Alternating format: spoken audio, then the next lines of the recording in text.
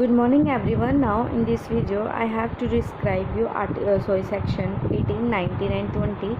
I hope so it is a helpful for you. तो पहले हम देखते हैं सेक्शन 18 वो क्या बोलता है। Admission by the party to the proceeding और हिज एजेंट। एडमिशन उसकी पार्टी के द्वारा और जो प्रोसीडिंग्स के अंदर किसी भी प्रोसीडिंग्स के अंदर किसी भी एजेंट के द्वारा वो कैसे यहाँ पर एडमिसिबल होगा। ठीक है, सबसे पहला पॉइंट सेक्शन 18 के अंदर आता है पार्टीज़ टू द शूट। मतलब क्या कि जिस पार्टीज़ के द्वारा ये केस हुआ है उनके द्वारा कही गई हर बात वहाँ पर एडमिसिबल होगी।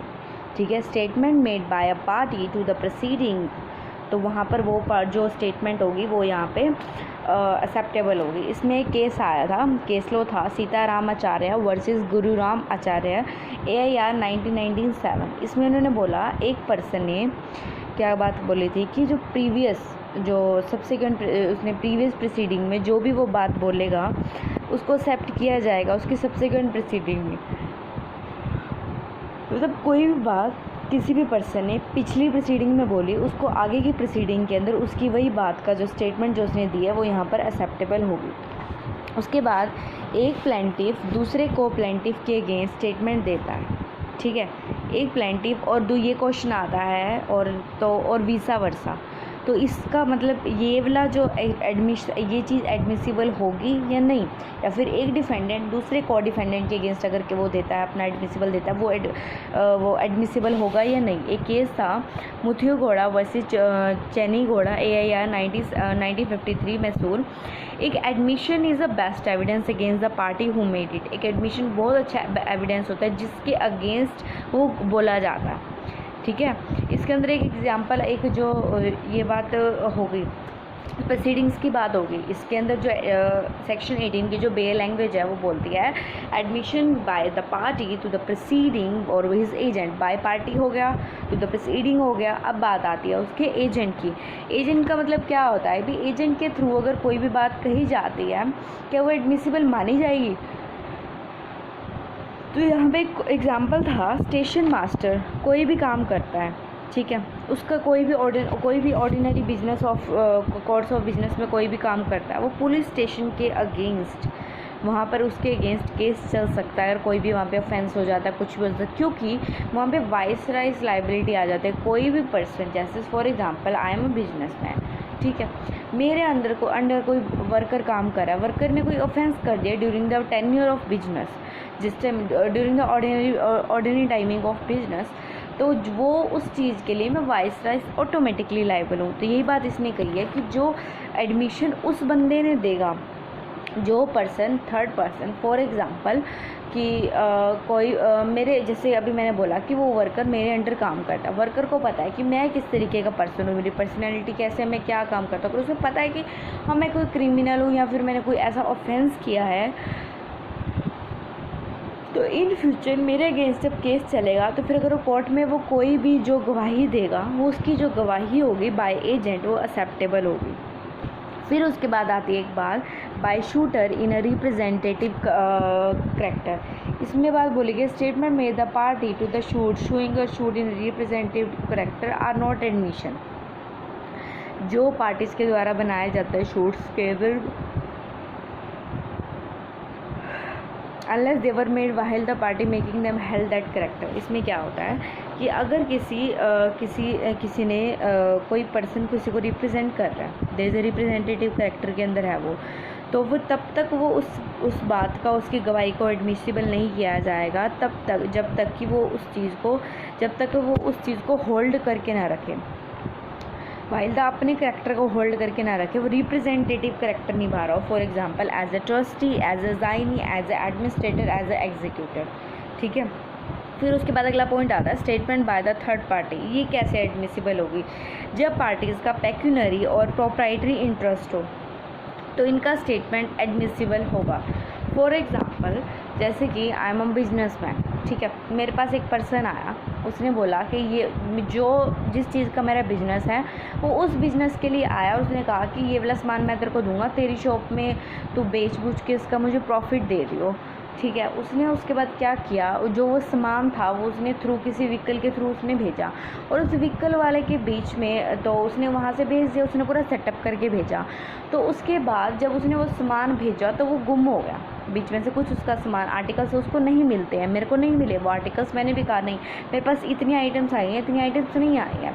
तो पर्सन कहता नहीं, मैंने अपने तरीके से पूरी तरह से वो भेजा था, तो मैं पूरी तरह से हूँ। तो इनके बीच में मेरे और जिस व्हीकल के थ्रू जो ड्राइवर था उसके अगेंस्ट हमारे अंदर केस चल पड़ा।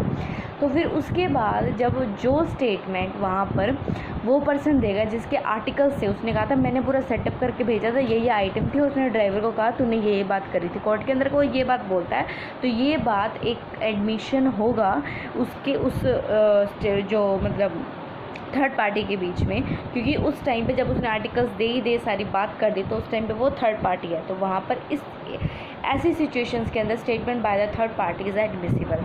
एक इलाहाबाद हाई कोर्ट का केस था, उसके अंदर उन्होंने बोला था एक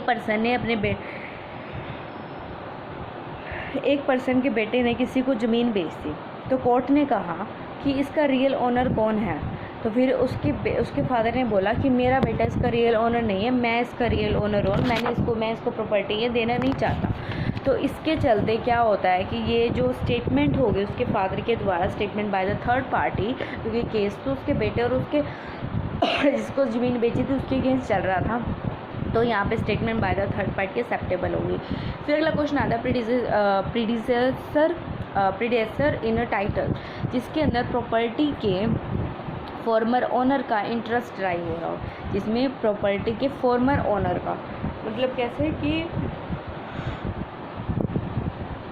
फॉर एग्ज़ाम्पल क्या होता है, मेरे पास क्या कहते हैं, मेरे पास 2-3 मकान हैं, उनमें से मैंने कुछ को किराए पे दिया हुआ, ठीक है। एक पर्सन को मैंने, उसके किराएदार बैठे हुए हैं उसके ऊपर, मैंने एक पर्सन को ज़मीन बेच दी, मतलब मकान बेच दिया। तो पर्सन उस टाइम पे मुझे बोलता है कि मैं ये जो मतलब मैं ये आपको मैं अपने अब इनको खाली करवा लूँगा मैं अपने तरीके से, लेकिन बाद में जब सारे रजिस्ट्रेशन सब कुछ हो जाता है उसके बाद वो पर्सन, वो किराएदार उसको खाली नहीं करते, उनके बीच में डिस्प्यूट हो जाता है। तो वो कोर्ट की प्रोसीडिंग हो जाती है। ये डिस्प्यूट किसके बीच में होता है, जिसको मकान बेचा, ठीक है, और टेनेंट्स के बीच में होगा। टेनेंट्स के बाद में तो फिर जो वो थर्ड पर्सन आता है जिनका पहले मकान था, वो बोल देते हैं कि उन्होंने ये बात कही थी कि मैं अपने आप करवा लूँगा, और ये लोग तब से रह रहे थे जब से ये इसकी जो मतलब ये वो था, मतलब रजिस्ट्रेशन वगैरह हुई, तो उससे पहले के रह रहे थे ये लोग। तो जब वो ये वाली स्टेटमेंट होगी, वो producer in a title is admissible under section 18। उसके बाद आता है सेक्शन 19, जो कुछ राइट और लाइबिलिटीज़ की बात करता है।